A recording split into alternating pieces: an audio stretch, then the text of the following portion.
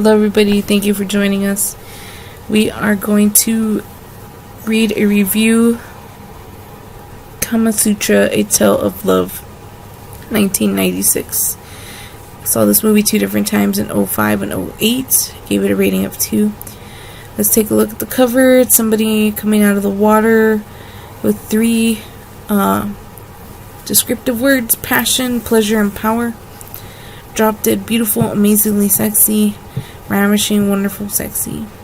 Kama Sutra, A Tale of Love, tells a boring tale of love and walks a fine line between soap opera and soft porn.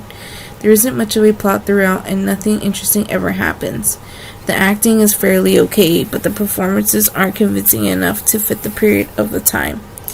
Among the thespians, they evince no chemistry, making it hard for me to believe in their sentiments.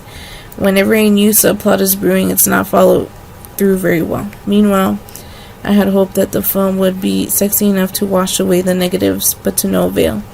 Nudity is taken as far as possible, but it serves no purpose. And where were the Kama Sutra sex positions? From a technical standpoint, the last emperor had set the standard of making the foreign culture to come alive in the background. But Mira Nair fails to capitalize on it for India in Kama Sutra, A Tale of Love.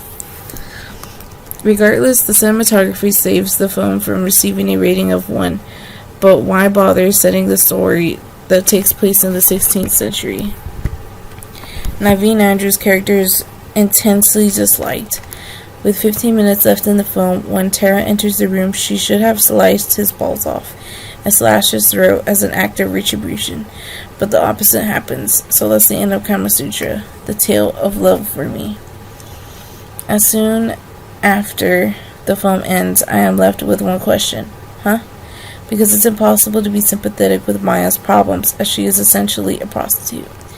All in all, Kama Sutra, A Tale of Pussy is more like it. Thank you so much for watching, I appreciate it. We'll see you next time in another review.